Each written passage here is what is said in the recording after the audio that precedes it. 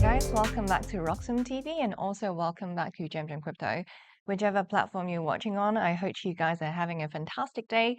As for Bitcoin, it's kind of indecisive because what happened yesterday compared to our yesterday live stream is that we have a little bit bullishness and also a little bit of bearishness.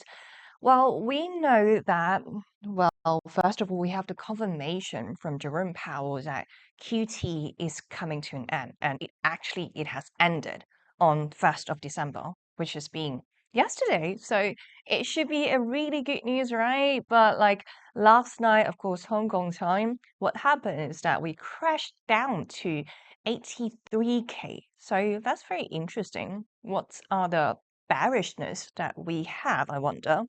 Well, it turns out the Japan carry trade is on the top again, and then it's sending so much FUD to the market. Yet again, it's quite similar to what we saw last time, because like it's actually nothing new, but like it's recycling the FUD. And the second FUD that I spotted, and a lot of people are talking about that on crypto Twitter, is MicroStrategy. So MicroStrategy, the CEO came out and say, well, it's possible that they could sell the Bitcoin holding. Well, I thought MicroStrategy is a ultimate Bitcoin bull. Why would they come out and say a statement like this? Of course, we're gonna dive into MSTR. What sort of FUD that we have?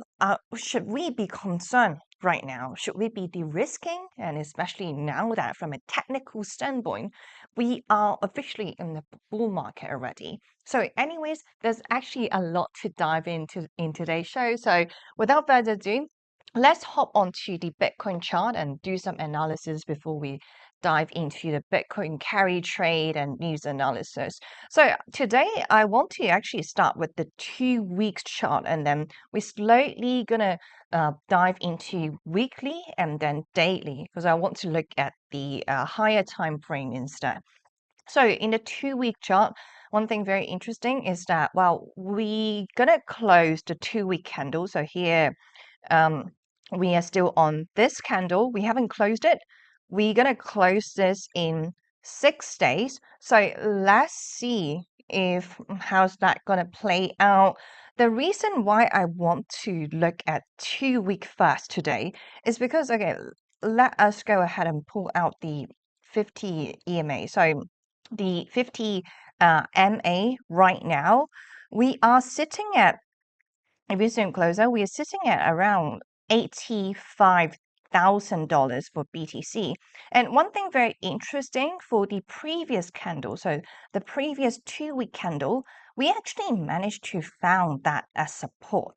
So we closed above the blue line being the 50 moving average here. And this week, all eyes on this 2 week candle. The reason why this is important, like first of all, this pattern looks like is kind of slowing down for me.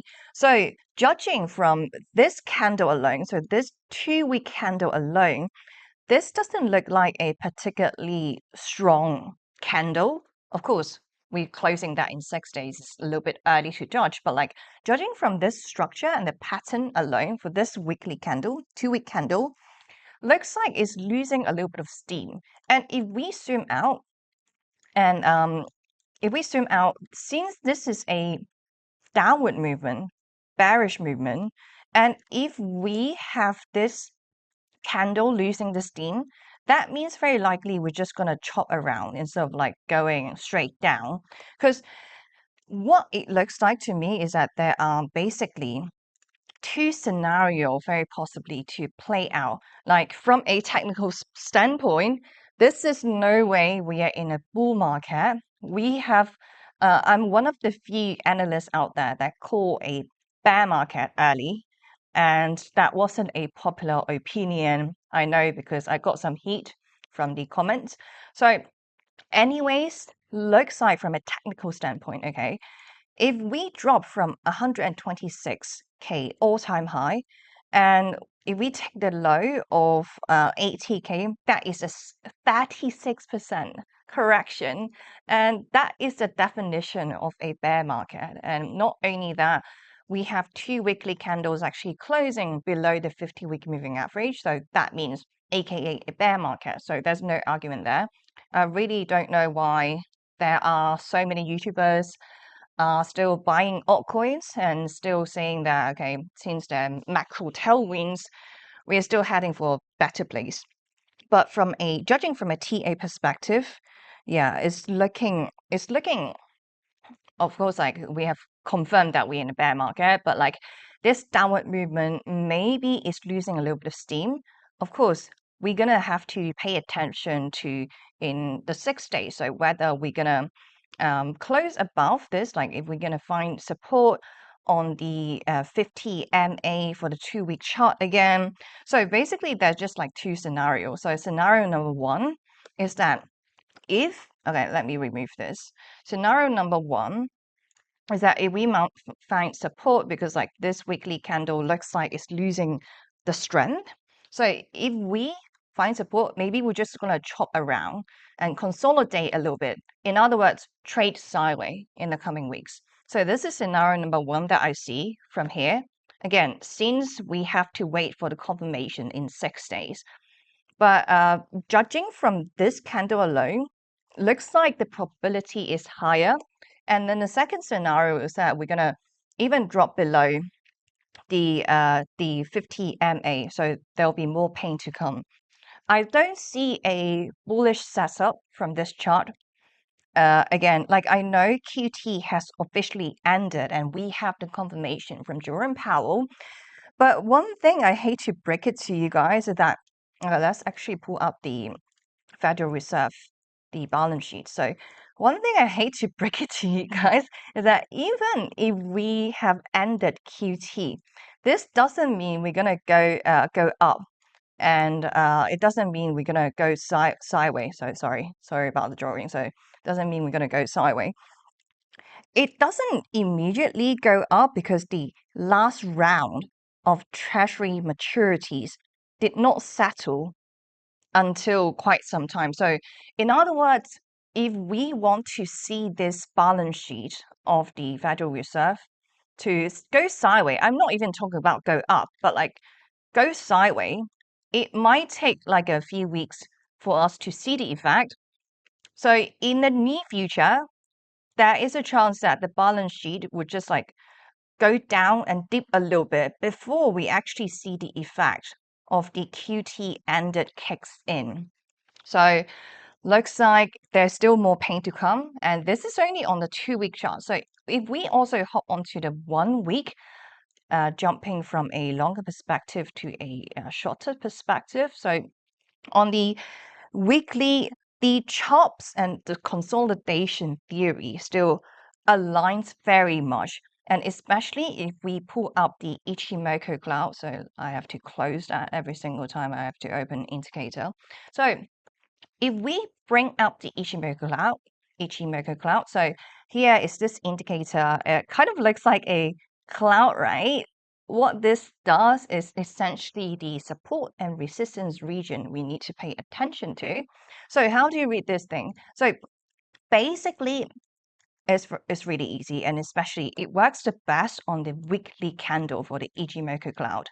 So if the Bitcoin price is actually above the cloud right here, like we have been above since October 2023, and only recently, so only in like November this year, we found support, and basically we're just like trading inside the Ichimoku cloud region. So if the price is above the cloud, that means it's a bullish momentum.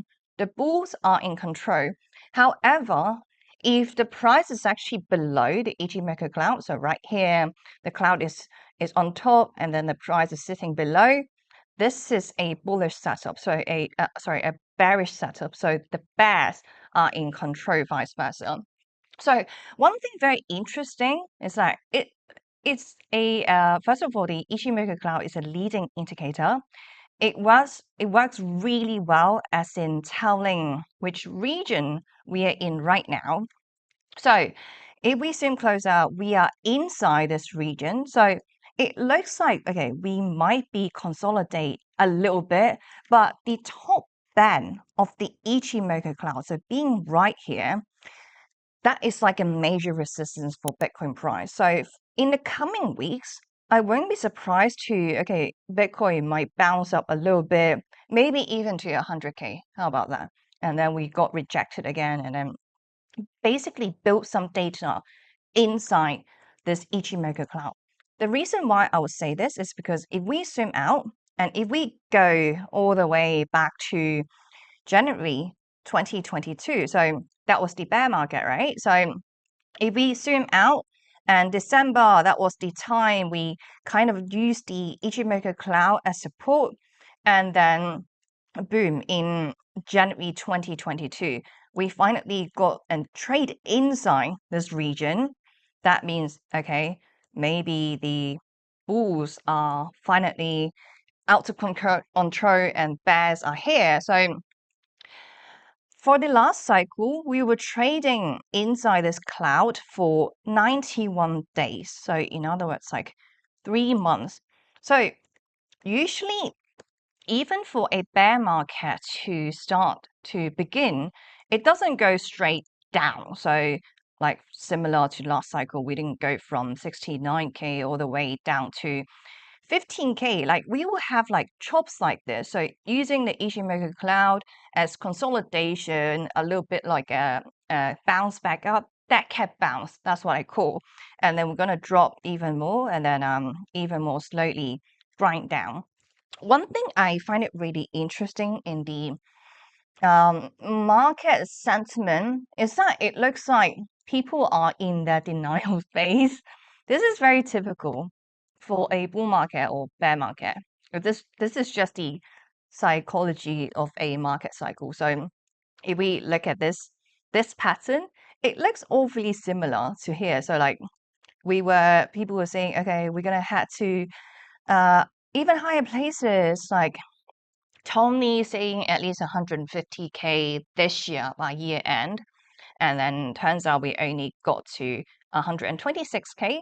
And then if we hop to this pattern, it looks like, okay, this is the new paradigm. Like Bitcoin is in a new cycle. We're not going to see volatility anymore now that institutions are in. But like what happened over the past few weeks is that, okay, we kind of reached the all-time high, the cycle top, and then we had a dead cat bounce. And I warned about the dead cat bounce for weeks to my community. And yeah, it looks like it aligned with the denial phase, because if we hop onto Twitter, people are still really bullish for some reason, where the 4-year cycle, it looks so intact. And we have the magical number of 1,064 days, being each cycle bottom to each cycle top. The length is about 1,064 days. So I don't know what these people are on about, when it like all the compelling evidence is right in front of our very eyes, and yet people are still denying that this is a bear market. And I mean, bear market is not bad, because like what it means is that we get to buy Bitcoin cheap. So let's close let me close the Ichimoku cloud, because there are too many indicators on my setup. So let's close the Ichimoku cloud and bring out the SMA again. So let's close the drawing. So what it means for a bear market is that there are two lines here. So the blue line and the red line. The blue line is the 50-week moving average, whereas the red line is the 200-week moving average. So for a bear market, usually Bitcoin would find support at the 200-week moving average. So that's what happened. That was back in the bear market in late 2018. Again, here, that's what happened in 2022. So right now, the 200-week is sitting at around 56K. Of course, it's not a straight leg down, and Bitcoin's not going to immediately reach the 200-week. There will be chops, slowly go down, and then people will be in the denial phase yet again. But like judging from a TA perspective, like there are a few criteria. Like first of all, the 50-week moving average being the blue line at above, like we need 2 weekly close below. And yeah, I mean, if we zoom closer, we have already got there. So that's one confirmation. And then the second confirmation was the Ichimoku cloud. So we're inside the Ichimoku cloud. Looks like it's a consolidation period. So it's going to be chops and it's going to be quite boring in the coming weeks in a near short term, basically. And then third confirmation that I got looking at the charts is that we are actually below the 108K. Why do I talk about 108K? So this is a critical level that I gauge whether this is a bear market or bull market. Technically speaking, anywhere below 108K, it is a bear market. Okay. The reason why is because 108K, it was the previous all-time high. So we have been finding 108K as resistance. That was back in December last year. And here again, it acts as resistance, but here it turns into support. So the prior support is going to be our future resistance. So point being, since 108K is a interesting level, because there's a lot of price data point around this 108K, if Bitcoin trade below 108K, that is the third confirmation that I have that this is a bear market. But like, I'm not concerned because like if we manage to scoop up BTC at 56K, of course, like this gonna slowly catch up. So maybe by the time Bitcoin done the correction, it will be like around 60, 61, 62K, something like that. But like that would be another around 30% correction. And according to the 4-year cycle, if we measure the bear market, it's usually 365 days. So that means we're going to find a cycle top in October 2026. So looks like everything is actually aligned. So both 2-week and weekly, it aligns with the denial phase that people have on crypto Twitter. And let's also hop onto the daily candles and we slowly build up that go to the shorter time frame and see what's going on. And this also happens to align with the thesis that I have, being that we are officially in a bear market. So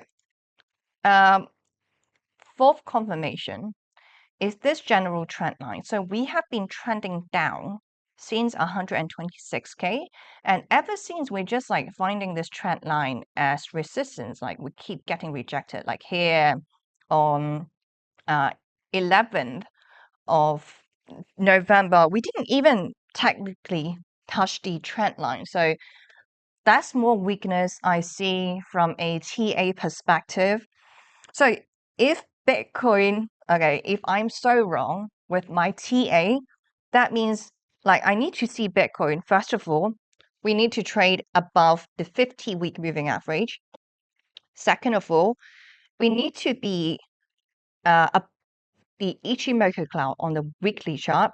And third, we need to get out of 108K, that magical number. And then fourth, we need to close above this general trend line. So for confirmation I have, and yet people still don't believe that this is a bear market. I can't wrap my head around.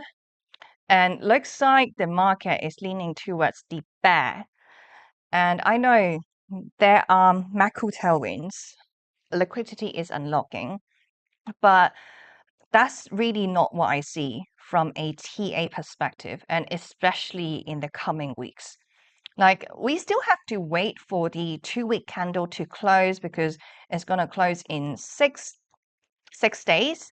And so far, we don't know if this is going to basically close above the 50-week or 50 MA or below the 50 MA. So if we close below, there's going to be more pain. So forget about consolidation, because like if we find support here, there might be some chops and we'll trade inside the Ichimoku cloud a little bit longer before there's more pain.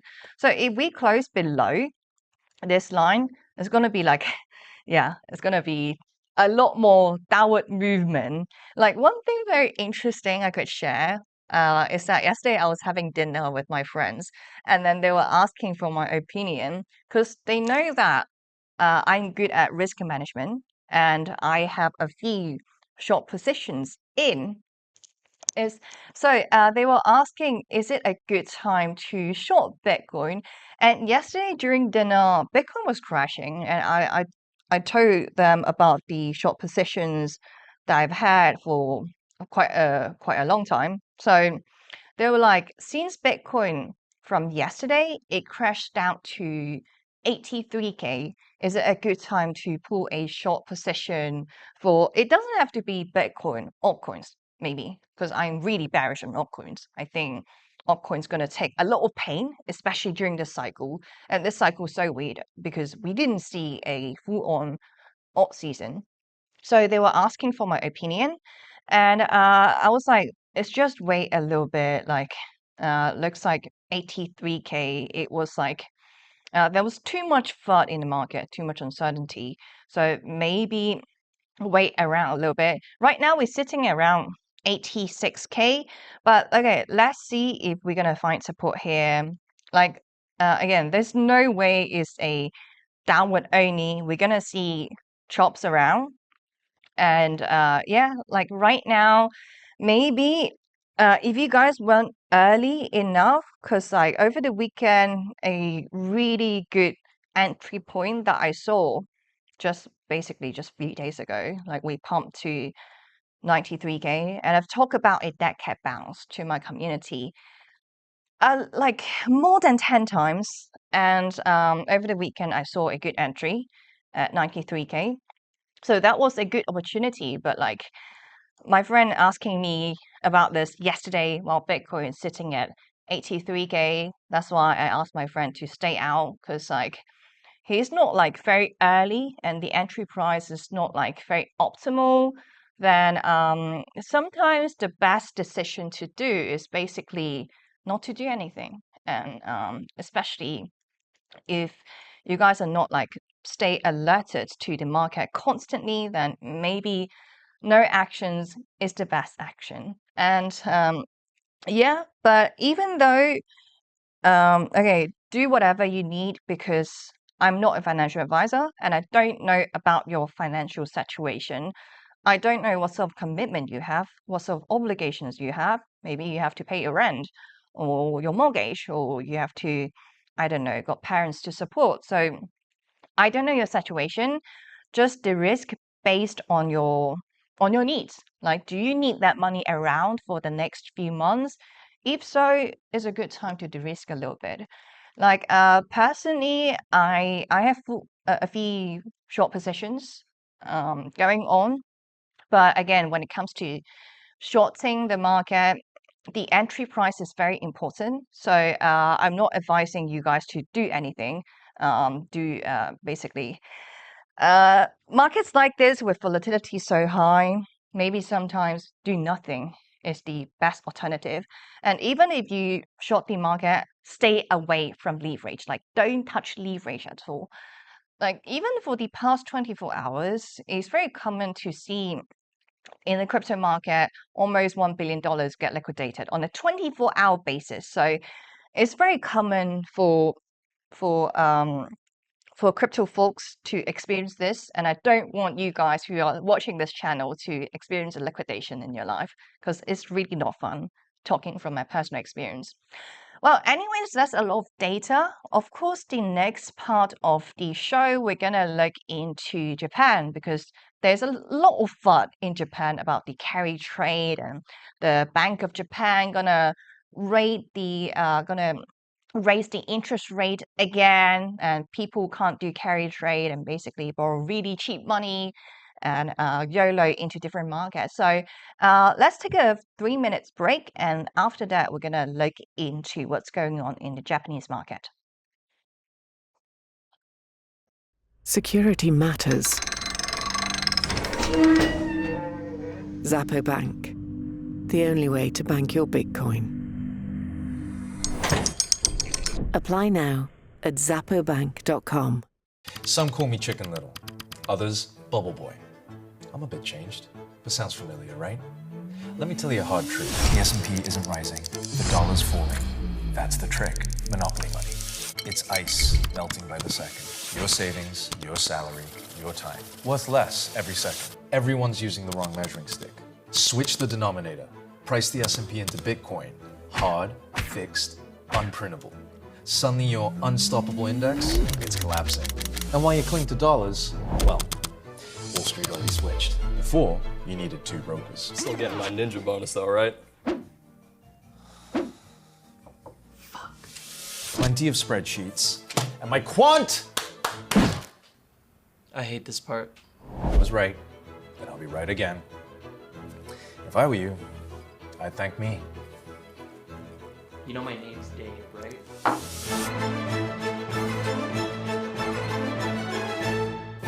Welcome back. As I promised before we hit on that little break, we're now going to take a look at the Japanese market. So how the Japanese carry trade kind of wrecked the whole world, and the global market was experiencing so much volatility. Despite that, we have confirmation QT has ended from Jerome Powell. So without further ado, let's hop on to the first title that I've got here. So what happened is the Japan Central Bank. So Bank of Japan just dropped a big hint that they might raise interest rates at the 19th of December meeting. The governor said that the bank will consider the pros and cons of a hike, and markets immediately reacted. Rate hikes ought if you jump onto poly market, there's a huge jump. So so basically here on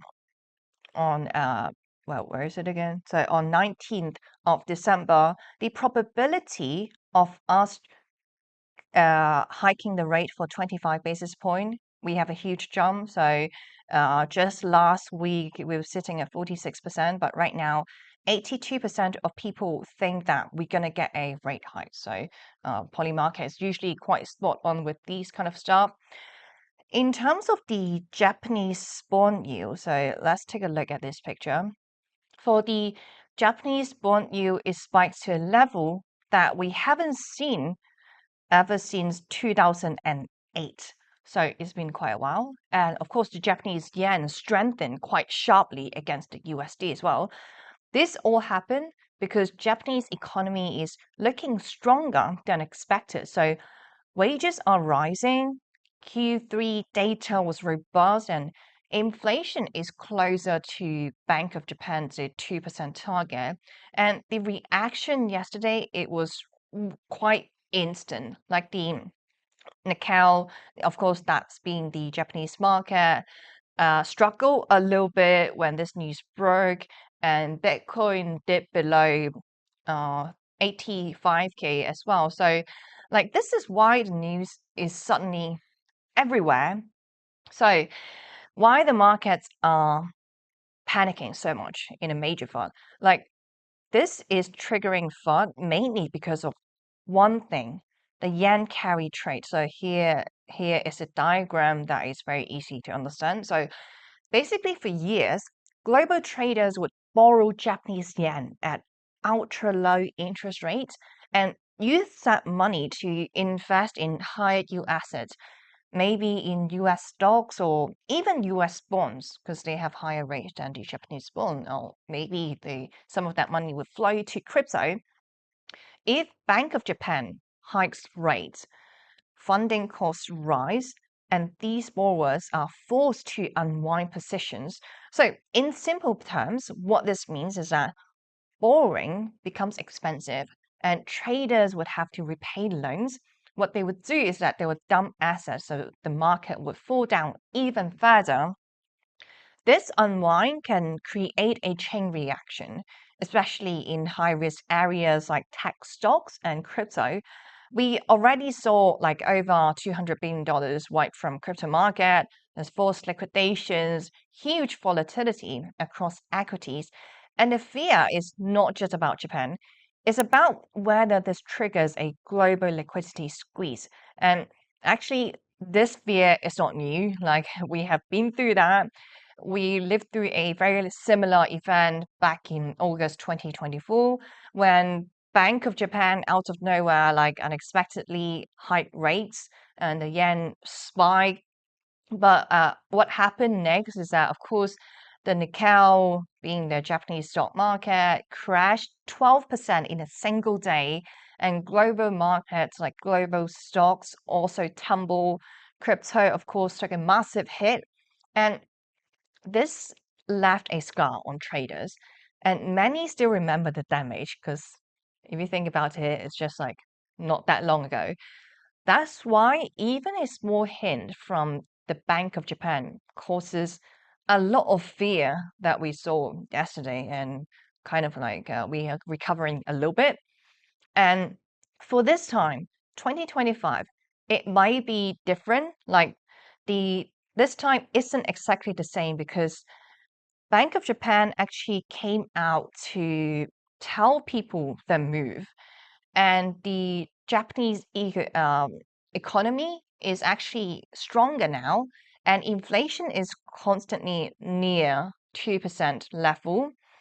US rates are higher, so the interest gap isn't as extreme, but there, of course, still risk remains. So a stronger Japanese yen could pull money from the US ecosystem, and Japan's bond market is really fragile. The AI-driven markets remain sensitive to shock. So if you ask me, I personally expect a partial unwind, not a full crash, unless the Bank of Japan hikes more aggressively than expected. Right now, we're just pricing in 25 basis point hikes. So, one thing about Japan is that because we talk about Japanese yen and US dollar quite a lot, because like this is a concept that we constantly have to put that in mind. Because if we look at history, so Japan, everyone just like talk about Japan's lost decades. Like if you didn't know, basically this is the context. Japan was the world's rising star. That was back in the 1980s. Like they had booming exports and tech innovation, and the stock market was doing ultra well. Then it came the Plaza Accord. So the Plaza Accord was an agreement signed in 1985 by finance ministers from France, West Germany, Japan, UK, and US to devalue, devalue the USD relative to the Japanese yen and the German currency as well. So what this led to was a massive asset bubble in Japan and a huge crash in the 1990s, decades of deflation and really slow GDP growth. Like in other words, like the West came together, and especially the US, they came together and they wrecked Japan's economy for a decade. So this is what it means. This is why Japan became the world's biggest funding source, because money was extremely cheap to borrow. So if they end up gonna rate the interest rate for 25 basis point, it's going to be of course, a full impact on the global markets, not just crypto, of course. So from a macro standpoint, what a rate hike from Japan, it means that it's going to tighten global liquidity. So borrowing costs rise globally and capital kind of flows back to Japan. Emerging markets might face more pressure. For stock market, of course, this is not good news. So the MAP 7 or US stocks going to hit first for sure. And then slowly the Japan Nikkei index could fall a little bit more. Maybe it will affect the S&P 500 as well. Like long-term, higher Japanese rates can stabilize Japan's economy, but the transition is quite bumpy. Whereas for Bitcoin and for crypto, Bitcoin behaves like a leverage tech stock during liquidity shock. So in the short term, like as we were spending like the first half an hour doing TA, like it's very possible to drop below 80K. Like I wouldn't be surprised in when especially we have the rate hike on 19th of December. So let's see how that plays out. The Bank of Japan isn't just another central bank. When Japan shifts policies, it shakes global liquidity, risk assets, and especially Bitcoin. This potential rate hike is a major macro event, not because of Japan alone, but because of massive yen carry trade that links Tokyo to every financial market in the world. So, of course, let's see how this plays out. When we get more updates, the first place they're going to break to, of course, is going to be RoxomTV. So stay tuned. Let's move on to the second part, like second biggest part. Let's just get all the negativity out of the way. So the second biggest part is MicroStrategy. So what happened for MicroStrategy is that they are facing one of the most dramatic moments in their history. What happened yesterday is that the market cap for MicroStrategy is, for the companies I'm talking about, okay, is around $45 billion. And as we know, MicroStrategy holds 650,000 BTC in the balance sheet and is worth around $55 billion. So what this means is that the company is now worth less than the Bitcoin it owns. This is called a NAV, so NAV inversion, when market cap falls below the value of its assets and is extremely rare. This matters because, okay, MicroStrategy, first of all, has crashed 57% from its October highs. At the same time, Bitcoin is in a confirmed bear market. This inversion is a sentiment signal that investor confidence is breaking. So how did we get here? Like, if you guys didn't know the full context. So since 2020, MicroStrategy shifted from a software firm into a leverage Bitcoin holding company. They issued debt, they sold equity, and they used every rally to buy more BTC. This worked brilliantly well during bull run, so the market cap would trade maybe 2 to 3x at the value of BTC they held. But the music stopped in right now, so November 2025 or December, when Bitcoin crashed 30%, more than 30%, and the crypto market lost more than $1 trillion. And other risk that MicroStrategy is running into is that they might get excluded in the MSCI index.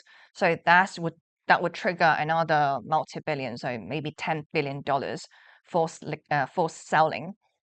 All of this, what it does is pushing MSTL's valuation below the value of its BTC treasury, flipping the premium into a discount. So, another thought that I saw is that the CEO right now are saying that like selling Bitcoin is on the table. Like this is a big question circulating on crypto Twitter. Like, are they gonna sell the BTC? Okay, long story short, fact check. No, they did not announce that they will sell the BTC. But what's true is that the CEO did say BTC sales are a last resort. Like he clarified that the sales would only happen if the stock trades below the value of BTC holdings. So that checkbox has been ticked. And second scenario is that capital markets freeze and they need cash for dividends on preferred shares. But MicroStrategy also made two moves to calm the market. So they built a more than $1 billion worth in cash reserve to avoid selling BTC. And they bought 130 BTC in December just to show conviction. They also confirm no margin loans or like no automatic liquidation triggers on the debt. The viral like MSTL forced to sell at like 80K, those rumor is false. So that's good. But like it's undeniably the whole DAD trend, so the Bitcoin Treasury Companies trend, is looking weaker than ever. Because one thing about the whole Bitcoin Treasury Companies is that they are leverage play. Like the crash this year in 2025, it exposed a weakness. So companies buying BTC at tops, like if we scroll down the list, there are more than 100 companies copying MicroStrategy playbook, and they essentially they got in later than MicroStrategy. A lot of them they bought at the top, and there's overuse of debt and dilution, BTC crashing, and right now the narrative of being a hedge against global risk looks like is not intact for the time being. Okay, so the narrative quickly flipped from corporate Bitcoin is the future of finance to all these companies, they use excessive leverage and dilution. That's why it amplifies the downside of BTC. It amplifies the downside of these stocks. This is why treasuries like MicroStrategy get hit really hard in a bear market. So why MicroStrategy is a leverage Bitcoin play. So think of these companies, or okay, maybe MicroStrategy in particular. It's like Bitcoin with leverage. This happens because they issue debt to buy more BTC, they dilute shares, and they have fixed dividend obligations. Their business is very much tied to BTC price. This is why MicroStrategy stocks is more volatile than BTC itself. Can MicroStrategy survive multi-year bear market? Historically speaking, leverage BTC companies struggle really badly. So for miners like Mara Holdings or Riot, they would fall like 80 to 90% in bear markets. And a lot of like Bitcoin miners in the past actually went bankrupt just because they can't survive the bear market. But like out of like all the major Bitcoin lever companies, I would say more than half of them would not survive a 2026 bear market. It is what it is. But however, if you ask my honest opinion, I do not think MicroStrategy is one of them. So I think MicroStrategy is very likely to stay, even though we experience a multi-year bear market, which I think is unlikely. And the reason why I would say this is that if we hop onto the annual revenue of MicroStrategy, so MicroStrategy actually, they consistently making more than $400 million annual revenue every single year from the software business. It's not revenue from selling Bitcoin. It's just like the core business alone. So this is the constant cash flow and the buffer room, the cushion for MicroStrategy compared to a lot of these copycats that you see on this list. So that's reason number one. Reason number two why I think MicroStrategy would be okay is that okay, they use the long-term unsecured debt, but if you look at the maturity date, it's not gonna come true until 2027. So in other words, there's still some buffer time, some cushion, another cushion for MicroStrategy. And that reason I mentioned that, I touch upon that a little bit, is they have a more than $1 billion in cash reserves. And fourth is that they are holding a massive amount of BTC, so 650,000 BTC. And they bought in, the average cost is like 70 something K, so 74K per BTC. And they hold like 3% of the entire supply. So I'll say the survive rate, the probability for MicroStrategy is more than 90%. So I'm not really worried if MicroStrategy can't make it for this bear market in 2026. But what I will confirm is that the stock volatility is really, really high. And for trends like this, so let's go back to the list. Like, I think many of these companies we've seen today is not going to be around. It will flush out, and the NAV compression, so NAV compression, is just part of the system. Yeah, this is just how the world works. So MicroStrategy, it is like Bitcoin on leverage. So when Bitcoin bleeds, it bleeds harder, and when markets panic, its valuation can fall below the value of BTC it actually owns. The real question now is whether the MNAV, so the NAV discount, is a warning sign or a rare opportunity. Yeah, I mean, let me know what you think. Okay, what we're gonna do right now is actually take a little break before we hop on to other news, because like another really stubborn TradFi player who has always been against crypto and BTC, they're getting in. So that's interesting news. That's some bullishness. But right now, let's take a 3-minute break, and I'll see you guys in about in a few minutes. Security matters. Zappo Bank, the only way to bank your Bitcoin. Apply now at zappobank.com. Some call me Chicken Little, others Bubble Boy. I'm a bit changed, but sounds familiar, right? Let me tell you a hard truth. The S&P isn't rising, the dollar's falling. That's the trick. Monopoly money. It's ice melting by the second. Your savings, your salary, your time. Worth less every second. Everyone's using the wrong measuring stick. Switch the denominator. Price the S&P into Bitcoin. Hard, fixed, unprintable. Suddenly your unstoppable index, it's collapsing. And while you cling to dollars, well, Wall Street already switched. Before, you needed 2 brokers. Still getting my ninja bonus though, right? Plenty of spreadsheets. And my quant! I hate this part.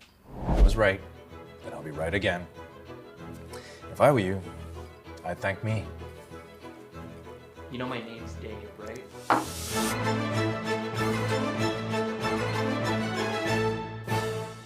All right, guys, welcome back. As I promised, we're now gonna look at some stubborn TradFi player actually getting into the Bitcoin play.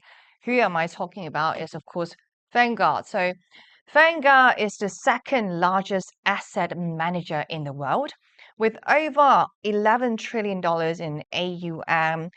What happened is just they announced they will finally allow its clients to trade selected crypto ETFs and mutual funds starting as soon as today, so 2nd of December. This is a massive shift because Vanguard is one of the most anti-crypto firms on earth for nearly a decade. They blocked Bitcoin ETFs, they refused Ethereum exposure, and they repeatedly called crypto speculative and unproductive. And right now, 15 million of Vanguard clients will gain access to regulated Bitcoin, Ethereum, XRP, and Solana ETFs. This doesn't mean Vanguard has become a crypto believer, but what it means is that TradFi resistance has really officially collapsed. So if you guys didn't know, because like throughout the history of Vanguard, they used to hate crypto so much. They are saying Bitcoin is just a gamble. It's not suitable for long-term portfolios. They even block access to Bitcoin feature ETFs and rejected spot Bitcoin ETFs even after the SEC officially approved that back in 2024 last year. Even after BlackRock or Charles Schwab embraced Bitcoin ETFs, Vanguard still stayed really stubborn until now. So why Vanguard reversed the course? Basically, it just boiled down to Well, two reasons. First of all, there's a massive demand from the client side because like the clients just keep asking if there isn't any crypto ETFs available, they'll just move to other platforms. So this is a threat to Vanguard. Second reason is that they actually got a new CEO. So in July 2025, so this year, they appointed someone like the same executive who helped BlackRock launch the IBIT Bitcoin ETF. So looks like his arrival kind of changed everything. So those are two main reasons why we have a massive shift. So what Vanguard will allow, of course, those legit products. So clients can trade regulated funds that hold Bitcoin, ETH, XRP, and Solana.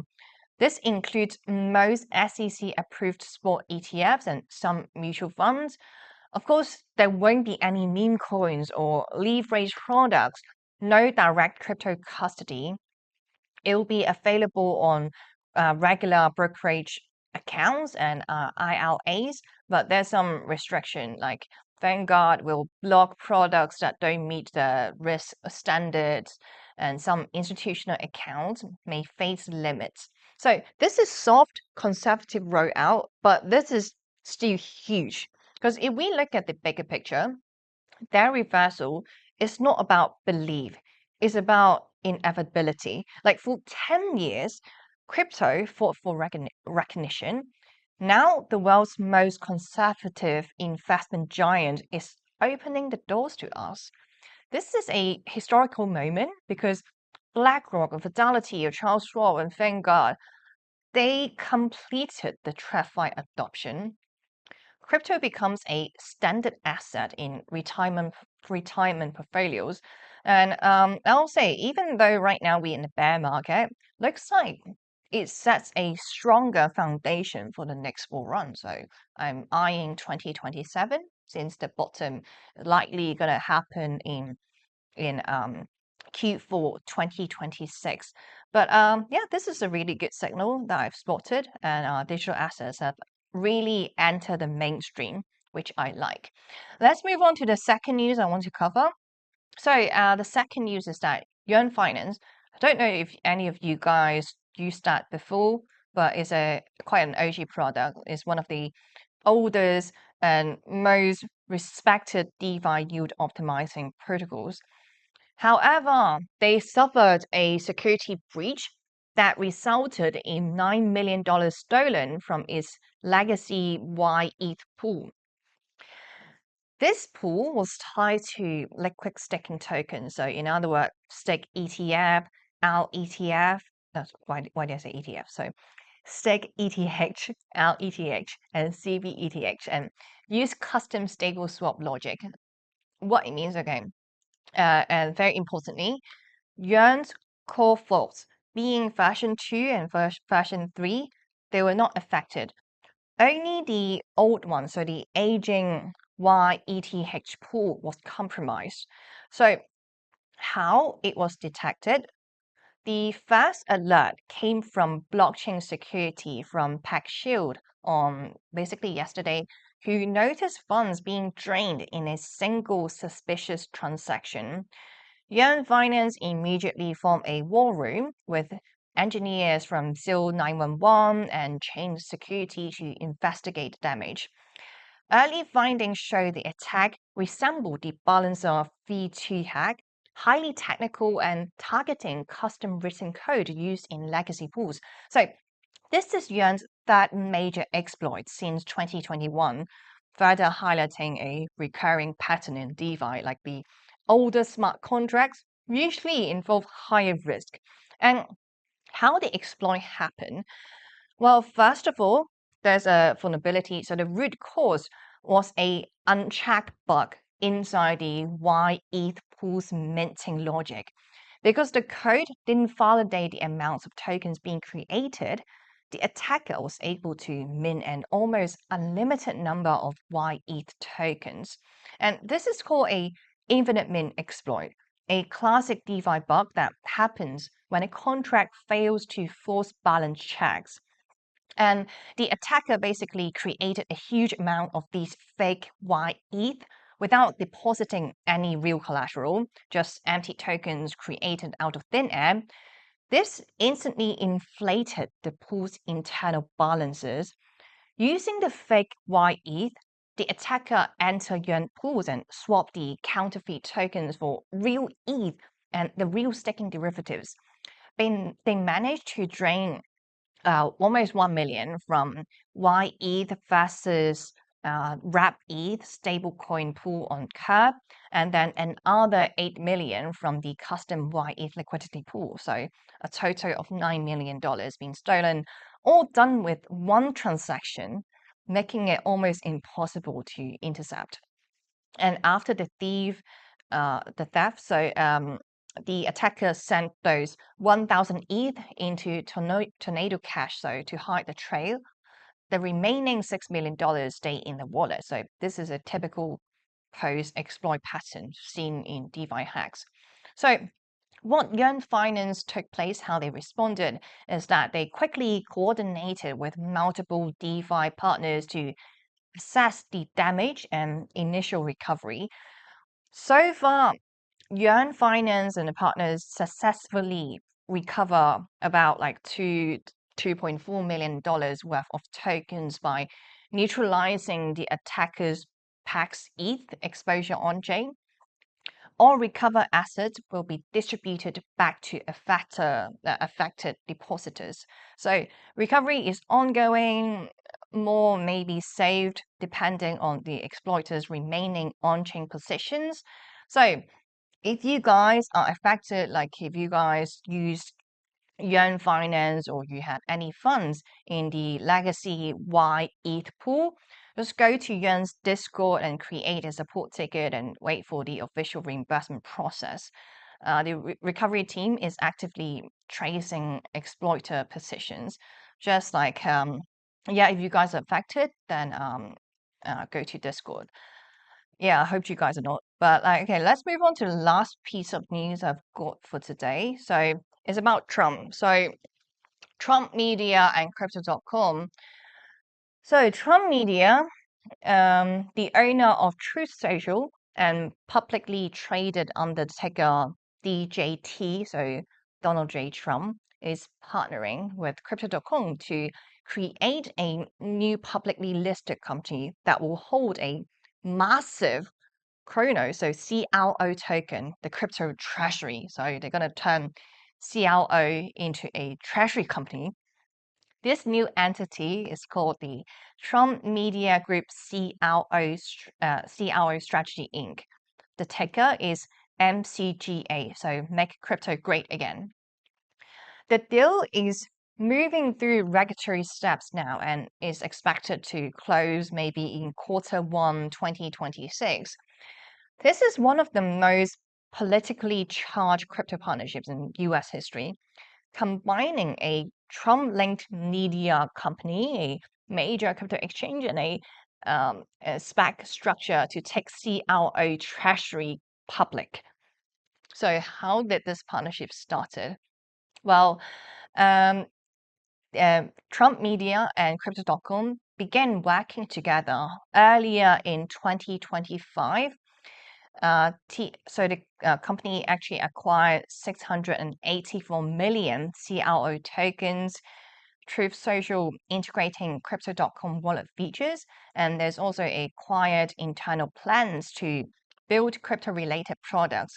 And by Q3 this year, the company also reported a $3.1 billion in assets, including large CRO holdings and Bitcoin holdings, even though the company posted a quarterly loss.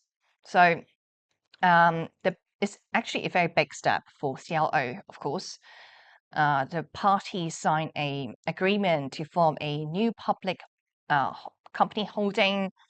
It's going to be 1 billion CRO tokens plus $200 million in cash and other securities. The treasury will focus on CRO staking, running validator nodes on Chronos, support Truth Social crypto features. This is similar to MicroStrategy Bitcoin strategy, but instead of BTC, they focus on CRO, of course. So, question, why these two companies are doing a partnership. What's the linkage here? Well, turns out it's more political than ever because Crypto.com donated millions of dollars to pro-Trump causes. Trump has positioned himself as a pro-crypto president since 2024. So him partnering with a friendly exchange makes strategic sense. So there's a lot of political synergy between the two. And Truth Social is integrating Crypto.com's wallet infrastructure and also a new prediction market called Truth Predict powered by CRO. Crypto.com benefits from expanding CRO exposure to more than 10 million of Truth Social users. So it's a win-win situation for them. However, if you ask me, if I'm gonna ape into like anything, maybe Donald Trump's company or CRO token, like of course, like CRO, this is a really bullish setup. They benefit from the publicity or the treasury demand and the linkage with the Donald Trump name. It's more like basically a lot of exposure. But if you ask me, based on Donald Trump's track record, based on Trump media's the investment that they made, like it looks like most of the projects tied to Donald Trump is extremely volatile, and it often reacted to Trump headlines.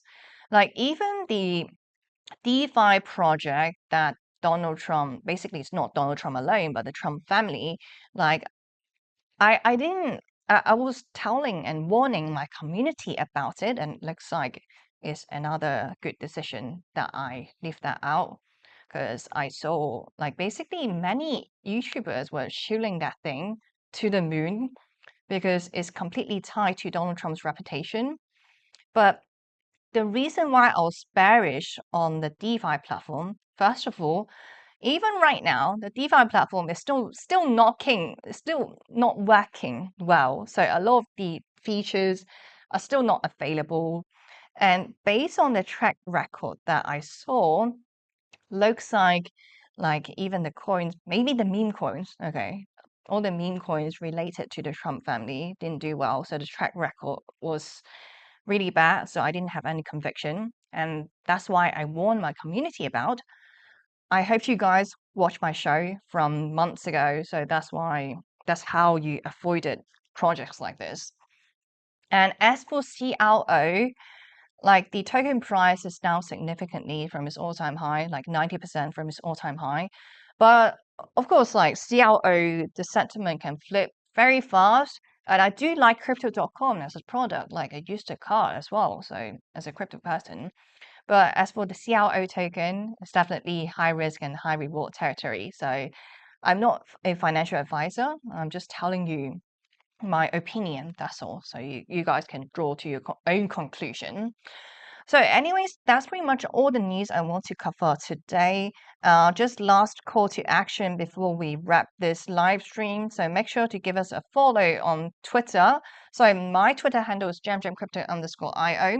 Make sure to follow RoxomTV as well on Twitter. So it's going to be at RoxomTV because we have regular updates, not only about Bitcoin, but about, yeah, we have Apple, about AI, about global, so all the global markets. So make sure to give us a follow because we are updating valuable content every single day, actually every half an hour or something. So anyways, my show is from Monday to Friday starting at 3 a.m. Eastern time. I'm extending my show from 1 hour to 1.5 hours. So make sure to follow us, and my live stream is available on both GemGem Crypto YouTube channels and my own YouTube channel, and also on RoxomTV YouTube channel. If you don't manage to catch that live, don't worry, the replay is also available on both channels. So thank you so much for watching. I hope you guys have a fantastic day wherever you are, and I'll see you guys in tomorrow's show.